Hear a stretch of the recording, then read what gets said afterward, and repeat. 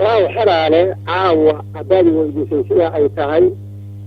وفي عن تهي وبدن تهي وحدا كما يتشيران عاوة همين كأنا عن شغله عاجستي سلي يا عمين هوري يا مقارنة وحا كان على دقال عرس وخسارة تربدا جيستي waxaan dhacday habeen hore saddex markii ay tahay ilaan laga soo abaabiyey magaalada Dhuusamareeb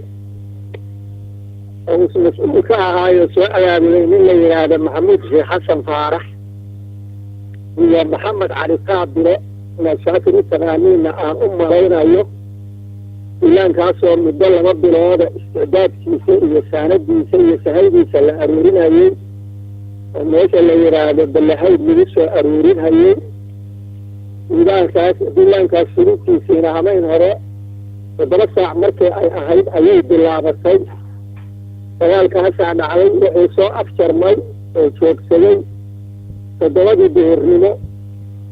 oo shalayto intaas wixii ka dambeysayna magaaladu waa iska degan tahay waa fiican tahay wax bilaa hadda shaqaadaha oo ka jira iyo wax hadda cusub midna ma ay jiraan waa tahay marka waa la barakacay dabcan barakac xoogan baa dhacay barakacii dadkii barakacay dib ma u soo laabteen mise wali waa ka maqaynay magaaladii dagaalku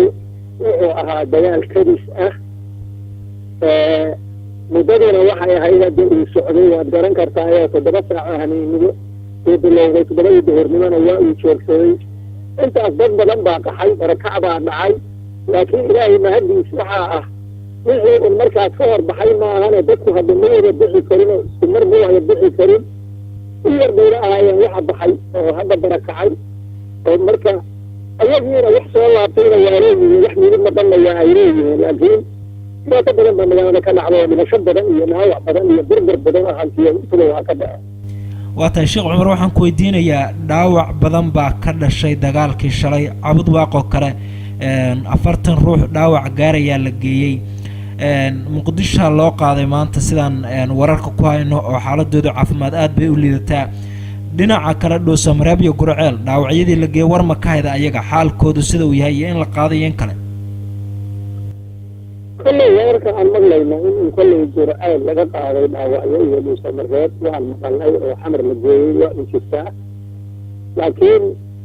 أردت كلاته ورأى الله كما أنه هينه وإذا كلاته كل يوم لقد قاعدين أيضا وفي أصوات لقد قاعدين أيضا حمر بالجيء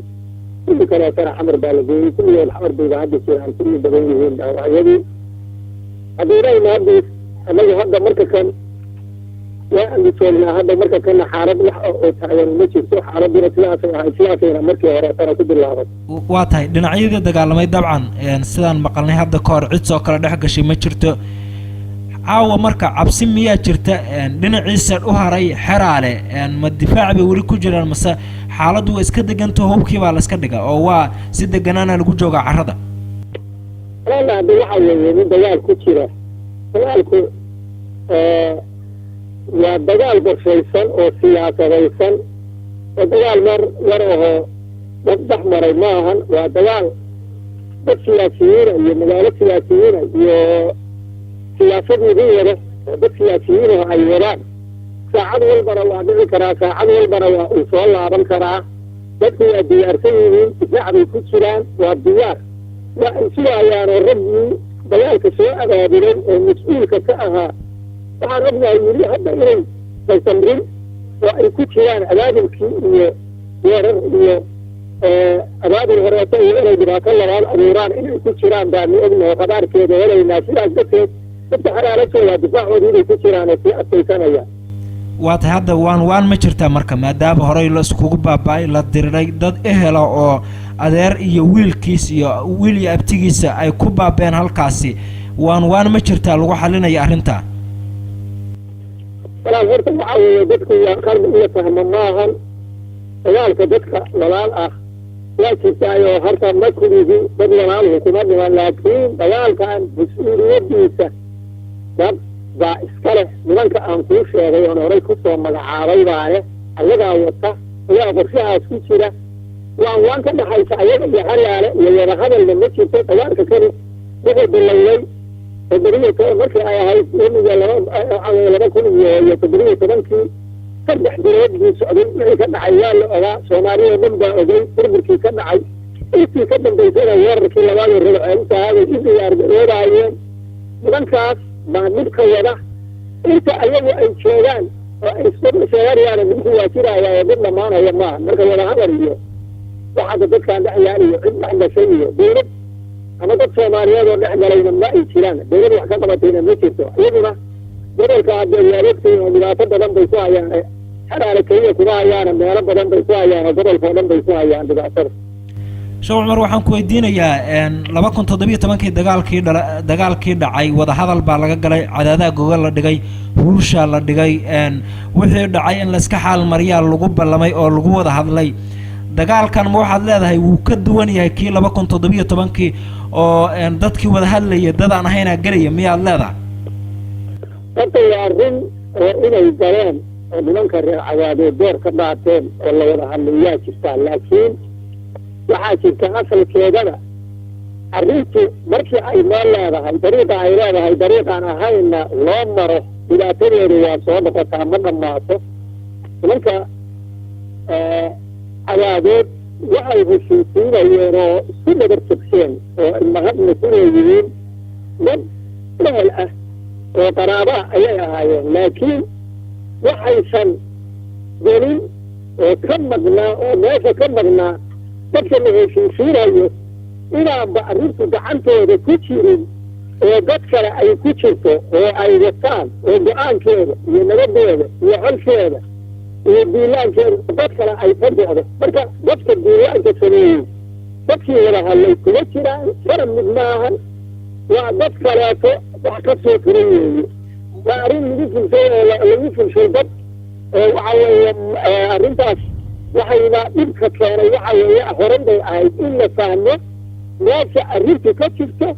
iyo cidda dhibaatada salka u ah in la fahmay ahayd nimanka ayaa joogaana taas ma aysan fahmin waxa weeye caadifad baa qaadayoo laba beelood bay ayagu wax u qaybsheen oo waxay damceen inay heshiisiyaan oo kharash ku baxshaan oo waqti ku yeeshaan taasay ahayd haatana labadii beelood ma ahayn arrintan waxaa wata iyo diilaanka iyo dhibka waxa wataa waa nimanka aan idiin sheegay weeye nimankaas ayaa wada ayagaa mas-uulka ah ayagaa lagula xisaabtamaya haddii ilaahayna waa kula xisaabtamaya dadka ay dambiga ka galeena waa kula xisaabtami doonaa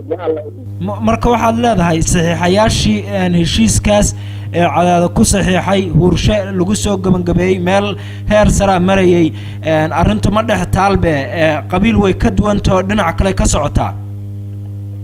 dhinac kale ka socotaa nimanka aan kuu sheegay oo magacaabayda arrinta wata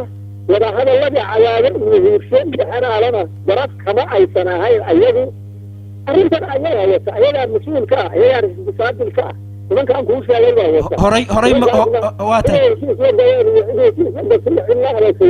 waa tahay markii aad wada hadlayseen ma ogeyseen inay nimankaas arrintan ka soo socoto ama ay dhib deegaanka wax ku ah ay wadaan waa la sheegay waa loo sheegay ogaasha waa loo sheegay wax badan baa reer xalaala sheegeen nimankaan aad heshiisiinaysaan gacantooda waxba kuma jiraan ragga kaleetaad ku jiraan waxa dhibka keenayana waa la sheegay laakiin waxaad moodaa badanka cadaadeed inay jeclaysteen midasami ay qabeen darteed inay arrinta soo fududeeyaan oo meel dhow ay ka qabtaan bay damceen dhibkiina hadda waa sii faafayeen haddii mar meesha rasmiga u ah oo asalka masdarkeeda aan la joojin waa iska soconayaan mar walba waa iska soconayaan oo waxbaa dhacahaya waa tahay waxaan ku weydiinayaa marka ugu dambeyntii maanta waxaa la leeyahay siyaasiyiin deegaan ka socotaa soo gaartay xeraale oo ambasador awliya uu hogaaminayo arrintaas wax ma ka ogtihiin ma idin soo gaareense wafdigaas aniga siyaasiyiintaas awliya waa nin xeraale u nashay waa yimid waana joogaa hadda aniga xeraale u nashay oo magaaladiisii iyo dadkiisii iyo dadkiisii oo dhibaata ka dhacday iyo booqasho yimaado laakiin arrin siyaasadeed oo arrintan wax ka qabashadeed ah cid u timid ama cid u joogta annagu ma anaan arag noomana imaan